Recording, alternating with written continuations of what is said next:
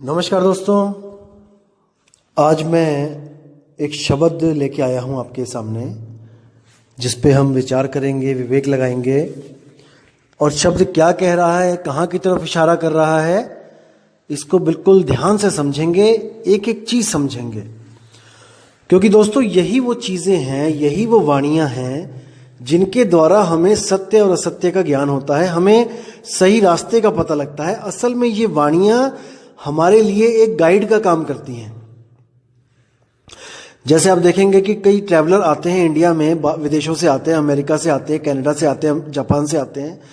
वो आते ही क्या करते हैं, एक ट्रैवल गाइड ले लेते हैं इंडिया में आके, जिसमें हर शहर के बारे में बताया होता है और हर शहर में कौन कौन सी चीजें देखने वाली हैं, पर्यटन स्थल हैं, उनके बारे में बताया होता है।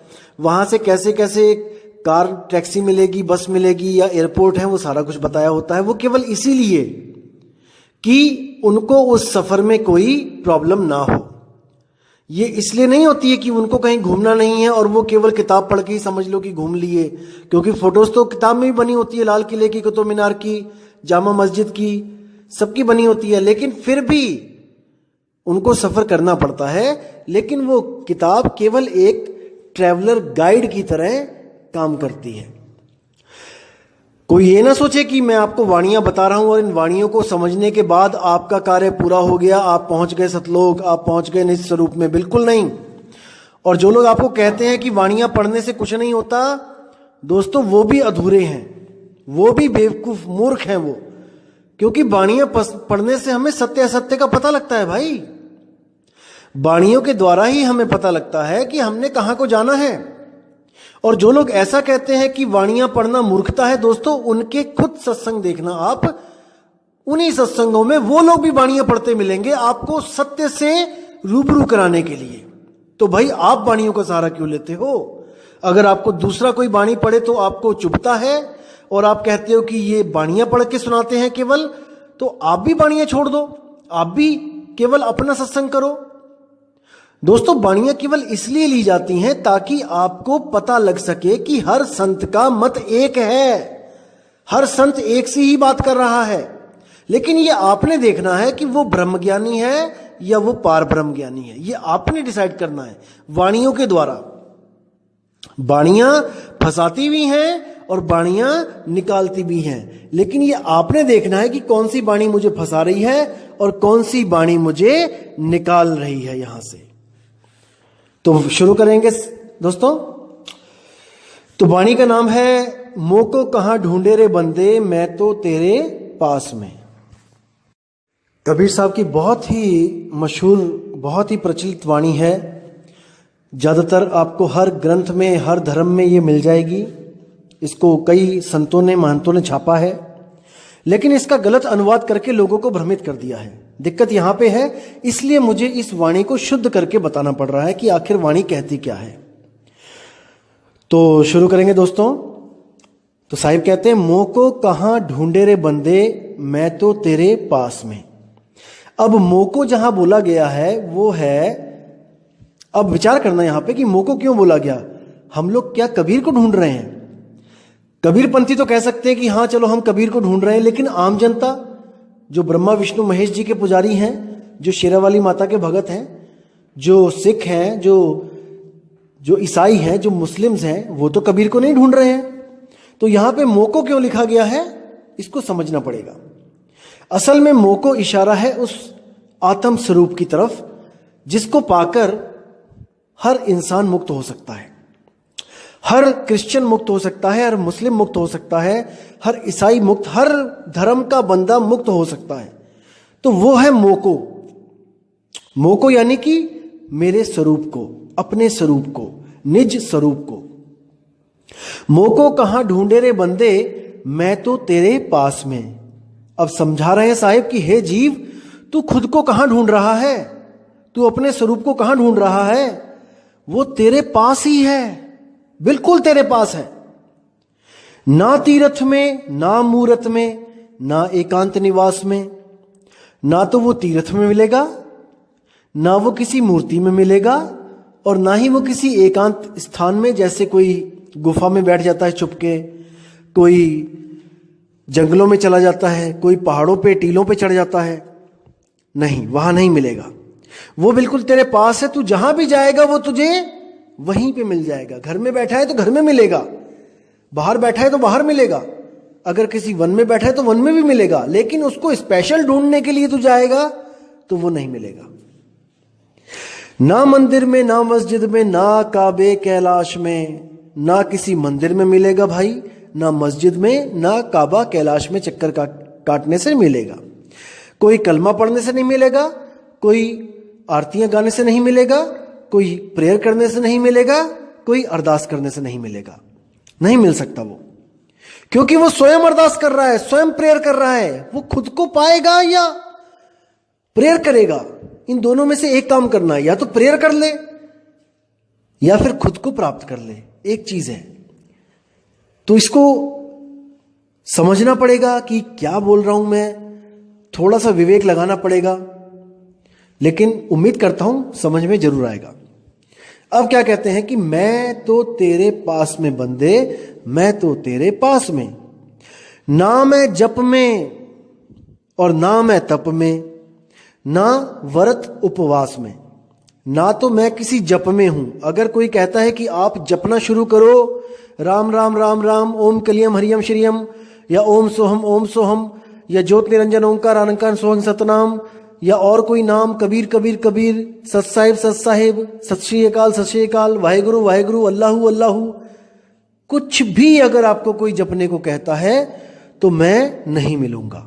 ना मैं जप में, इसको काटा मार दो, जप में तो वो है ही नहीं, और ना मैं तप में, ना ही मैं तपस्या में, तपस्या में भी नहीं मिलूंगा। तपस्या यानी कि अपने शरीर को तपाना, कष्ट देना, एक टांग पे खड़े हो जाना, पेड़ों पे उल्टा लटक जाना, भूखे रहना, ये सब तप है, तपस्या है, ये भी नहीं करना है। ना मैं व्रत उपवास में, ना ही मैं किसी व्रत रखने से मिलूंगा कि सोमवार के 16 व्रत रखूंगा तब मुझे मिलेगा, या मैं और कोई मंगलवार के व्रत रखूंगा हनुमान जी के तब मुझे मिलेगा, बिल्कुल नहीं। भूखा रहने से अगर वो मिलता होता तो जितने भी गरीब बेचारे भूखे सोते हैं सबको मिल गया होता। तो आगे क्या कहते हैं, ना मैं क्रिया कर्म में रहता, नहीं जोग सन्यास में।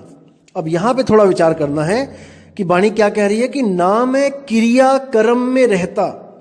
अब कई लोग ये सोचते हैं हिंदू धर्म, मुस्लिम धर्म में, ईसाइयों में भी, कि जैसे कोई बंदा मर गया, किसी के प्राण निकल गए, अब वो क्या कहते हैं कि अब इसका क्रियाकर्म करना पड़ेगा वरना ये भटकेगा भूत बन के। अब सोचना, इसको विचार करना कि पहले तो पंडित आता है आपके पास, पंडित जी आते हैं और जो क्रियाकर्म की है सारा सिस्टम बताते हैं आपको, पूजा पाठ करवाते हैं, और क्रियाकर्म के वक्त जब लाश चिता पे पड़ी होती है तो एक बांस लेके सिर में ठोकर लगवाते हैं, सिर खोपड़ी फुड़वा देते हैं, और क्या कहते हैं कि इसको फोड़ने पे ये आत्मा जो है ये मुक्त हो गई, ये अब चली गई अपने धाम को। ठीक है, अब आत्मा चली गई धाम को। अब उसके बाद क्या होता है कि थोड़े दिनों के बाद ये हरिद्वार का चक्कर लगवाते हैं आपसे कि आपने क्या करना है, अस्थियां इकट्ठी करनी है और हरिद्वार में जाना है, और ये अस्थियां वहां हरिद्वार में विसर्जन करके आना है। और जाते जाते क्या बोलना है कि जैसे अगर पापा खत्म हो गए हैं तो क्या कहना है रास्ते में कि पापा चलो, पिताजी चलिए। और अगर आप 2 लोग जा रहे हो तो जब खाना खाओगे रास्ते में तो 3 थाली लगवाना, एक पिताजी की भी लगवाना साथ में, और हर बार कहना है पिताजी चलिए, वहां जाना है। और वहां जब वापस आओगे तो पीछे मुड़ के मत देखना और बातें करते मत आना, और पिताजी का नाम भी मत लेना, और वहीं कह देना है कि पिताजी आप यहीं रहिए। ऐसा ही होता है हिंदू धर्म में। अब इनको कोई पूछने वाला हो कि जब सिर में ठोकर लगाई थी तब पंडित जी ने यही डायलॉग मारा था कि ये आत्मा अपने निज धाम को चली गई है, ये मुक्त हो गई है, तो ये पिताजी चलो वाली आत्मा कहां से आ गई दोबारा? कोई पूछने वाला हो इनको।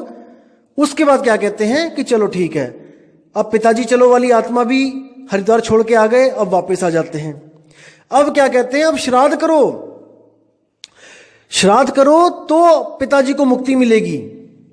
देखो पिताजी कहीं भूखे बैठे हैं, अरे जहां स्वर्ग में वो गए हैं, स्वर्गवासी हो गए हैं, वहां पे भाई, वहां पे तो ऐशोराम पूरी है कि वहां पे भी भूखमरी फैली हुई है, कि वहां पे भी तुम लड्डू बना के दोगे आटे के तब वहां जाएंगे वो। खाएंगे उसको। वो ऐसा भरम जाल में डाल रखा है कि कोई निकालने वाला नहीं मिल रहा है। उसके बाद 4 साल के बाद चवर्क करते हैं, उसमें कहते हैं कि भाई ये करो तो उसको मुक्ति मिलेगी। अरे कितनी बार मुक्त होगा भाई? गीता में क्या बोला गया है कि आत्मा जैसे ही प्राण को त्यागता है, यहां से निकलता है इस शरीर से, वो जीव वो किसी और गर्भ में चला जाता है कर्मों के अनुसार। अब आपसे उसका सारा रिश्ता टूट गया और वो किसी और के घर में बच्चा बन के पैदा हो गया। अब उसके माँ बाप वहां पे हैं, वो उसको खिलाएंगे पिलाएंगे। अब यहां आपके श्राद्ध और आपके चवर्क से जो खाना खिलाना जो आप कर रहे हो वो नहीं पहुंचने वाला वहां पे। वहां वही खाया जाएगा जो उसके माँ और बाप उसको खिलाएंगे। तो इन भरमजालों को तोड़ना है दोस्त, इनसे बाहर निकलना है। अगर अभी नहीं निकलोगे तो कभी नहीं निकलोगे। तो आगे क्या कहते हैं? ना मैं क्रिया का नहीं जोग संन्यास में। ना तो मैं किसी क्रियाक्रम में रहता हूं और नहीं कोई जोग संन्यास। जैसे आप देखोगे हठ योग, राजयोग, तरह तरह के योग, प्राण योग, ये सारे जितने भी योग हैं जो शरीरों के द्वारा किए जाते हैं, इसमें शरीरों को साधा जाता है, सुरति को नहीं साधा जाता। इसमें शरीरों को साधा जाता है। और यही जोग संन्यास में जितने भी जपी तपी सन्यासी थे वो सब उलझ गए और वापस गर्भजून में आ गए। अब कहते हैं नहीं प्राण में, नहीं पिंड में, ना ब्रह्मांड आकाश में। ना तो मैं प्राण में रहता हूं और ना ही मैं पिंड में रहता हूं और ना मैं ब्रह्मांड में रहता हूं। अब यहां पे प्राण, पिंड, ब्रह्मांड और अंड सब आ गया, इकट्ठा ही आ गया, क्योंकि जो अंडे जो पिंडे सो ब्रह्मांडे, सब कुछ एक ही में आ गया। और यहां पर साफ मना कर दिया कि ना ही तेरे शरीर में रहता हूं, ना ही मैं अंड में रहता हूं, ना ब्रह्मांड में रहता हूं, मैं कहीं पे भी नहीं हूं। अब यहां पर सोचने वाली बात है कि नहीं प्राण में है, क्योंकि कई प्राण योग जो करवा रहे हैं वो क्या कहते हैं कि कबीर साहब प्राणों में है, परमात्मा प्राणों में रहता है। तो प्राणों में भी नहीं हूं, नहीं प्राण में, नहीं पिंड में। कई लोग कहते हैं आपके पिंड में ही है परमात्मा, वहां पे भी नहीं हूं।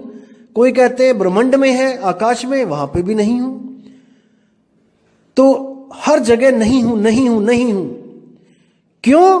क्योंकि ये सब ब्रह्म है, ये सब ब्रह्म का जाल है, यहां पर मैं कहीं नहीं मिलूंगा। अब आगे क्या कहते हैं? ना मैं त्रिकुटी भंवर गुफा में, नहीं श्वासों की श्वास में। यानी कि ना तो मैं त्रिकुटी में हूं। कई लोग आपको भ्रमित करेंगे, कई ऐसे पंथ चल रहे हैं भारत में और भी कई जगह, जहां थर्ड आई के नाम पे, तीसरे तिल के नाम पे, त्रिकुटी शिव नेत्र के नाम पे आपका सारा ध्यान माथे पे लगवा देंगे, जहां पर इंगला पिंगला और सुषुम्ना नाड़ी जाती है, उसी नाड़ी में आपका सारा ध्यान लगवा देंगे। और आपको क्या कहेंगे कि इसी में परमात्मा मिलेगा, ज्योत स्वरूपी। इसी में एक ज्योत जग रही है जो चोरों में भी है, ठग्गों में भी है, साधु में भी है, संतों में भी है, सब में है। उसी ज्योत के दर्शन करने हैं, उसी ज्योत में आपको गुरु का स्वरूप मिलेगा और आप उसी नूरी स्वरूप के दर्शन करके मुक्त हो जाओगे। आपको ऐसे भ्रम में डाल दिया जाएगा। लेकिन दोस्तों बिल्कुल नहीं, बिल्कुल नहीं। कबीर साहब कहते त्रिकुटी मध्य ध्यान लगाए, कहो कहां को जाए, सुरति समानी अधा धुंध में, और बिन जाने कहां जाए। कहते त्रिकुटी में ध्यान तो लगा लिया भाई, लेकिन जाना कहां है? त्रिकुटी कहां है? इस शरीर के अंदर, और शरीर एक दिन छोड़ना पड़ेगा। जब शरीर छोड़ोगे तब कहां जाओगे? आज तो मान लिया कि चलो त्रिकुटी में सुरती लगा ली, वहां पे ज्योत भी जग गई, सब कुछ हो गया, ओके रिपोर्ट है। अब जब वहां पर शरीर खाली करना पड़ेगा तब कहां जाओगे भाई? शरीर से तो बाहर निकलोगे कि नहीं निकलोगे? कि अड्डा ही बना लोगे शरीर को कि नहीं निकलूंगा मैं यहां से? आपको शरीर खाली करना पड़ेगा, तब कहां जाना है इस पे विचार करना है। जैसे उदाहरण देता हूं आपको कि कुतुब मीनार 5 मंजिला है। आपने क्या किया? अधूरे गुरु मिले आपको, उन्होंने क्या कहा कि सबसे ऊपर के माले में परमात्मा रहता है, वहां जाओ। ठीक है, चले गए, नीचे के 4 माले हमने खाली कर दिए, सुरती को चढ़ा दिया ऊपर।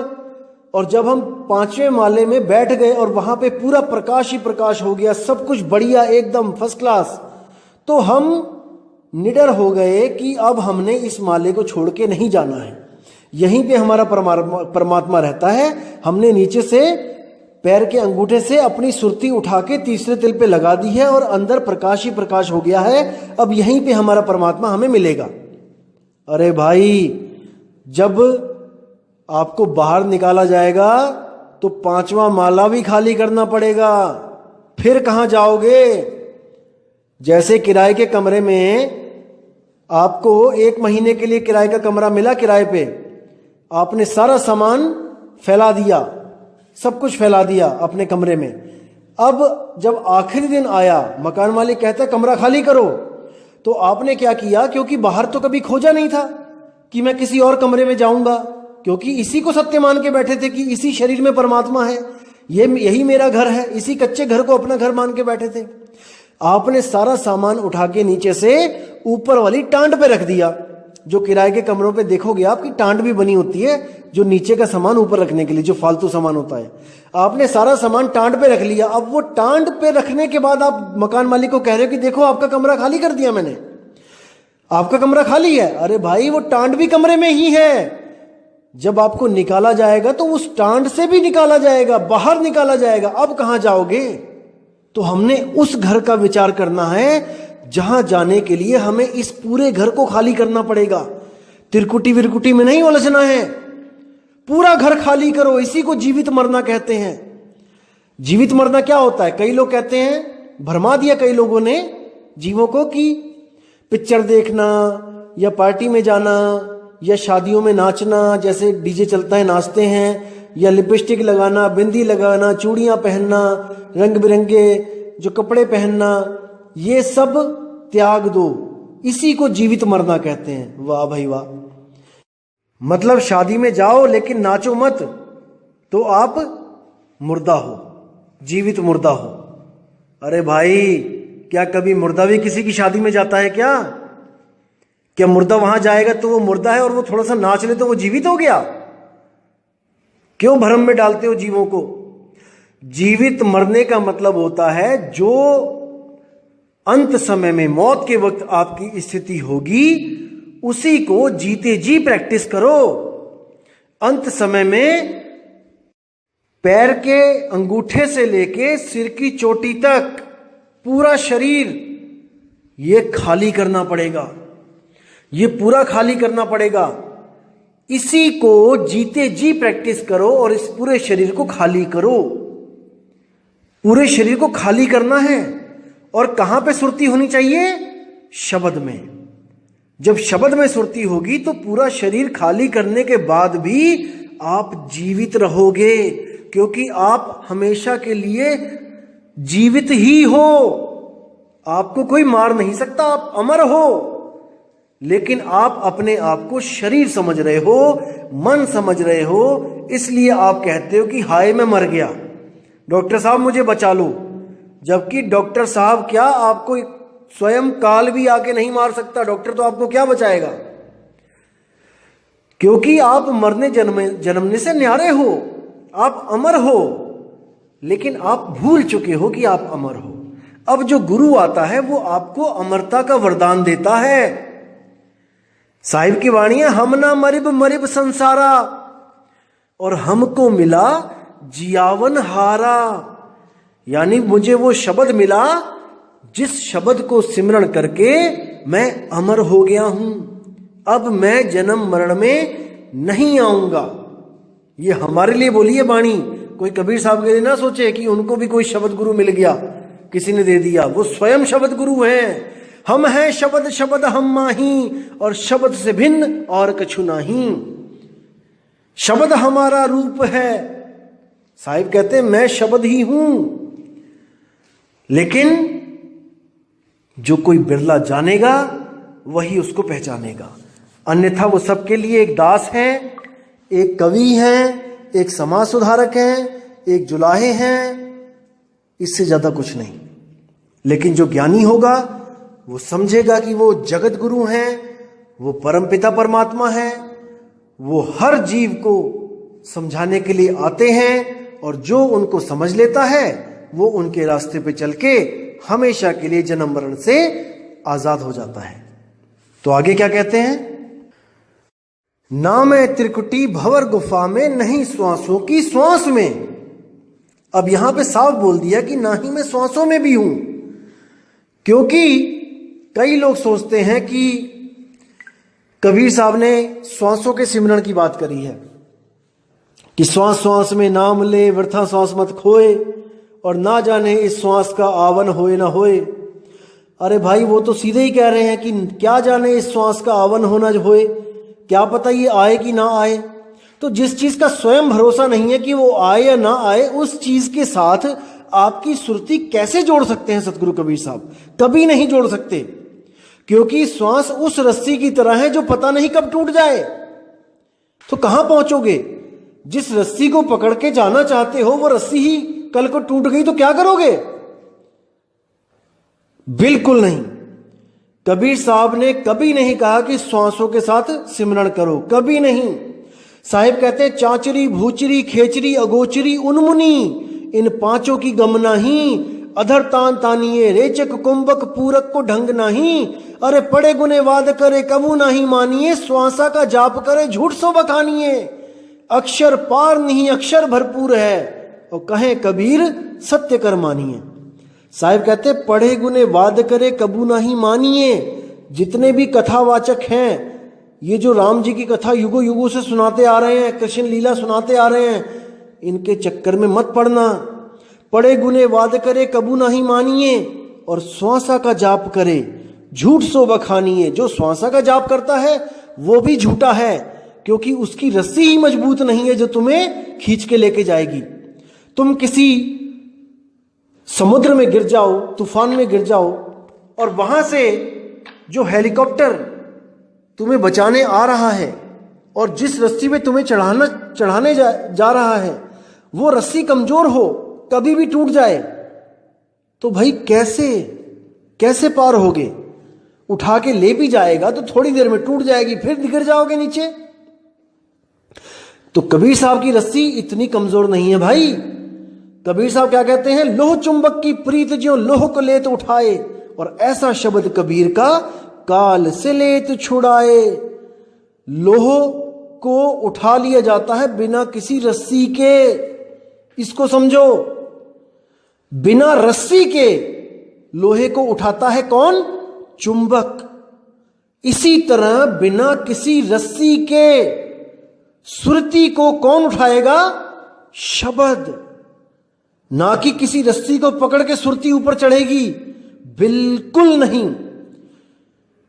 क्योंकि शब्द विहंगम चाल हमारी, कहे कबीर सतगुरुदेव तारी, खुले कपाट शब्द झनकारी, और पिंड अंड के पार सुदेश हमारा है, करने नो दीदार महल में प्यारा है।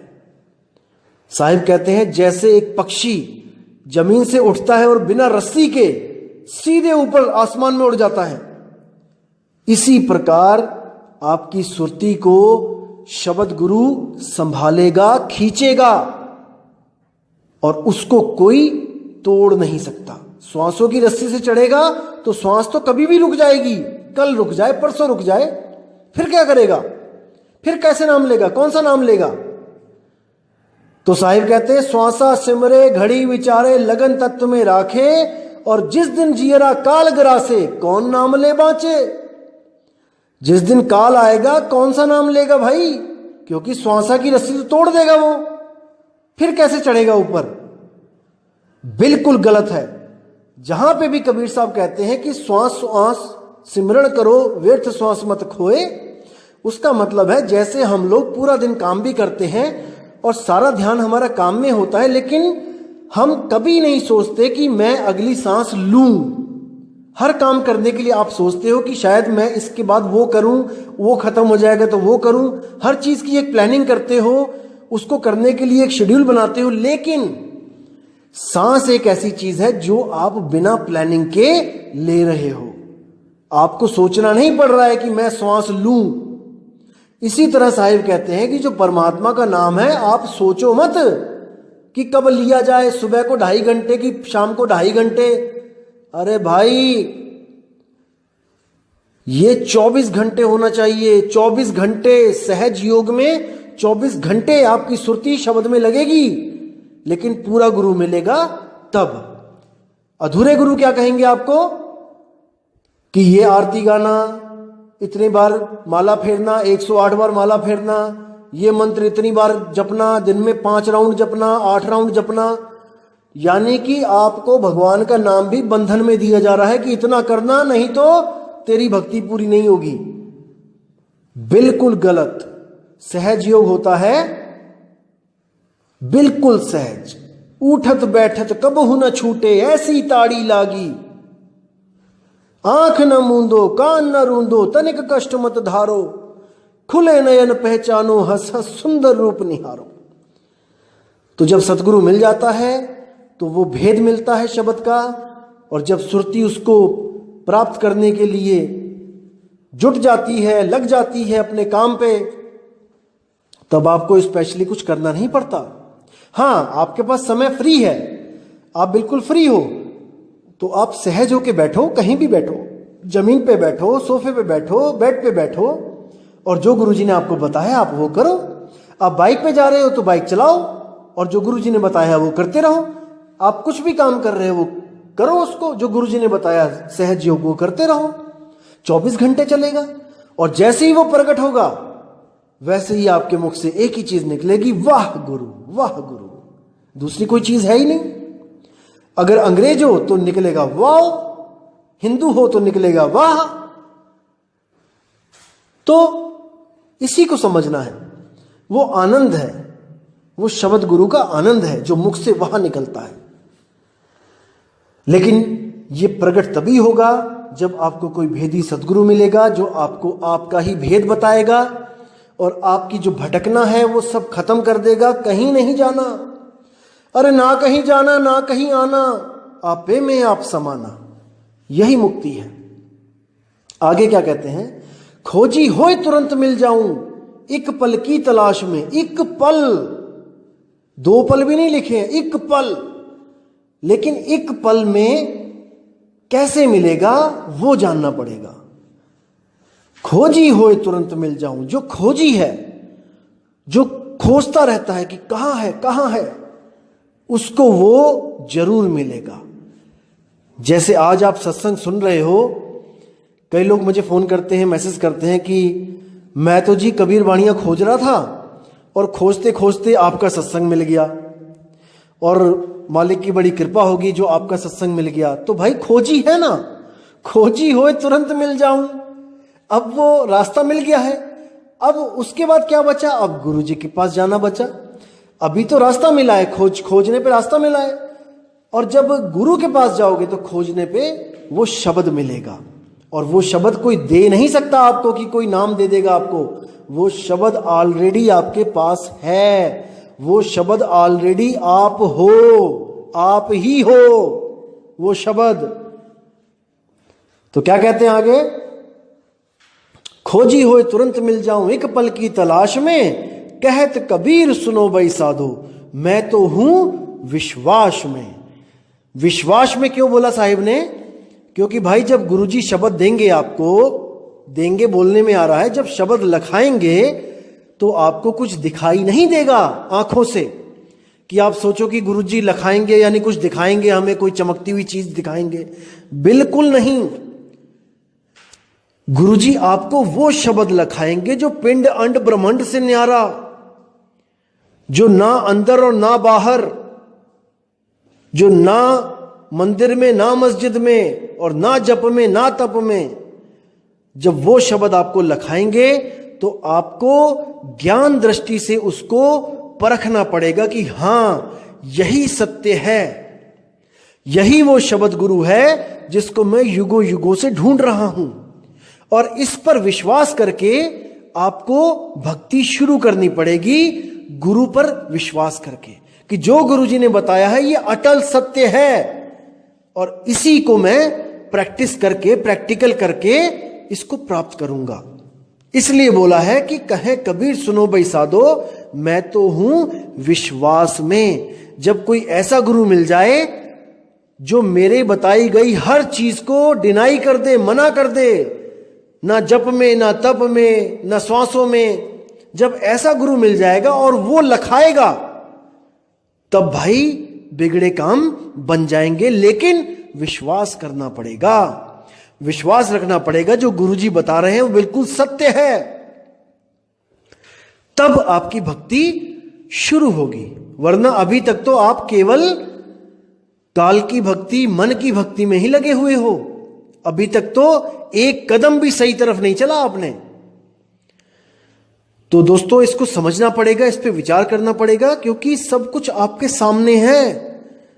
यही वाणियां ले लेके आपको लोग जपवा रहे थे। ये वाणियां हर पंथ लेता है, लेकिन आपको जपवा रहे थे। लेकिन इसमें लिखा है कि नाम है जप में, पढ़ने के बाद भी आपको मंत्रों के जाप में लगाया गया। अब साफ लिखा है नाम है श्वासों की श्वास में, लेकिन पढ़ने के बाद भी आपको श्वासों में उलझाया गया। तो दोस्तों, साफ लिखा है कि नाम है त्रिकुटी भंवर गुफा में, फिर भी आपको बोला गया कि त्रिकुटी में चल। त्रिकुटी ही काल का सबसे बड़ा जाल है, जिसमें ब्रह्मा विष्णु महेश भी गए, लेकिन निकल नहीं पाए। यह ऐसा चक्रव्यूह है जिसमें से आज तक कोई निकल ही नहीं पाया। इसीलिए कबीर साहब को अपना स्वरूप छोड़ के मनुष्य स्वरूप में आके हमें चेताना पड़ा, वरना कबीर साहब को कोई जरूरत नहीं थी। अगर त्रिकुटी में जाके आप सीधे निस्वरूप को प्राप्त कर सकते हो तो कभी जरूरत नहीं पड़ती, लेकिन कोई भी प्राप्त नहीं कर पाया, कोई भी, not even a single person.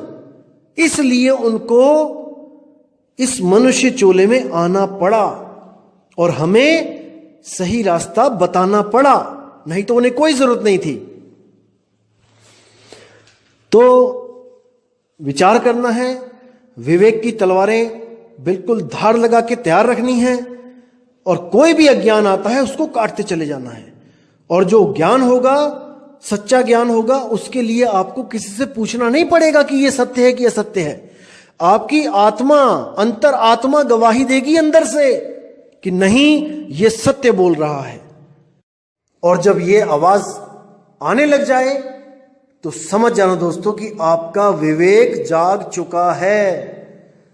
अब आप सत्य और असत्य की परख स्वयं कर सकते हो, स्वयं। तो दोस्तों, मैं विदा चाहूंगा और अगली ऑडियो में बहुत जल्दी बनाऊंगा, जिसमें आपको मैं अभी 5 ब्रह्म के बारे में थोड़ा सा ना, मैं आपको चाहता हूं कि और भी कई चीजें क्लियर करता चलूं साथ में, ताकि कर देनो दीदार महल में प्यारा है जो शब्द है, इसको बिल्कुल स्मूथली समझो आप, उसमें हर चीज आपके समझ में आए, क्योंकि उससे रिलेटेड कई चीजें आपको भी बतानी है। क्योंकि कई मेरे भाई लोग हैं जो बिल्कुल नए हैं, जो कबीर पंथ में नहीं है, जिनके लिए ये चीजें बिल्कुल नई होंगी, तो उनको भी तो साथ में लेके चलना है ना मेरे भाई। इसलिए आप ये मैसेज मत करो कि करने नो दीदार महल में प्यारा है का पार्ट 2 और 3 जल्दी बनाओ। दोस्तों, जल्दी काम है शैतान का। जो कबीर साहब का है वो सहज योग है, सहज मार्ग है। धीरे धीरे रे मना, धीरे सब कुछ होए, माली सींचे 100 घड़ा, ऋतु आए फल होए। तो हर चीज मिलेगी आपको, विश्वास रखो, लेकिन हर कॉन्सेप्ट क्लियर करते चलना है हमने। कोई जल्दबाजी नहीं है हमें, ना मुझे जल्दबाजी है, ना आपको जल्दबाजी है। और जो लोग जल्दबाजी कर रहे हैं, मैं उनसे हाथ जोड़ के निवेदन करूंगा कि अपने बाकी भाइयों को भी साथ में लेके चलें। यहां पे कोई रेस थोड़ी नहीं लगी है कि हमने जल्दी पहुंचना है। हमने हर चीज को क्लियर करना है, ताकि हमारे किसी भाई को कोई नकली अधूरा गुरु ठग ना ले।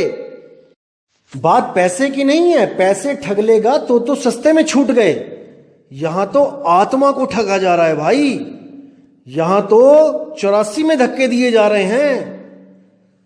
हर इंसान ये सोच के बैठा है कि मेरा गुरु मुझे पार कर देगा, यही मान के बैठा है हर आदमी कि मेरा गुरु तो मुझे पार कर देगा। अरे पार कैसे करेगा?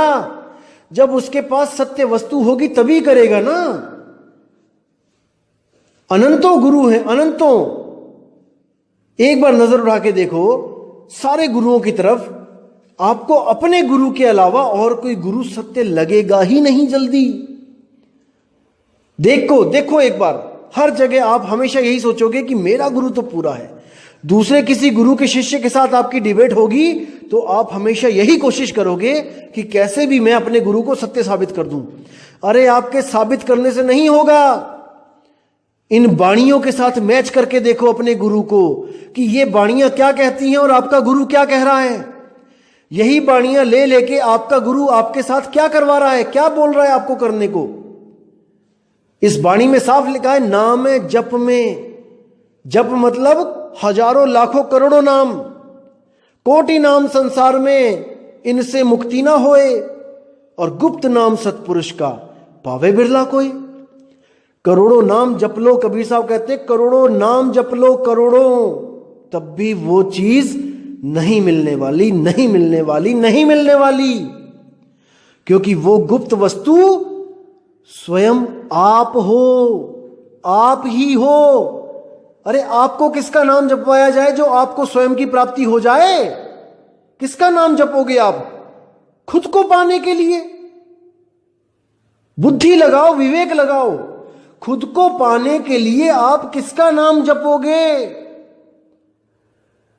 किसी का भी नहीं जपना पड़ेगा, बस सतगुरु मिल जाए।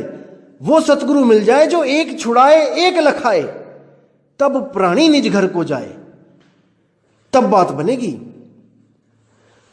तो मैं विदा चाहता हूं दोस्तों, और बहुत जल्दी आपसे दोबारा मिलूंगा एक नई वाणी लेके। तब तक के लिए दोस्तों मुझे आज्ञा दें। जय गुरु बंदी छोड़ वैराग साहिब, जय गुरु बंदी छोड़ मदन साहिब, जय जय बंदी छोड़ सतगुरु सत्य कबीर साहिब की सदा ही जय हो। साहिब बंदी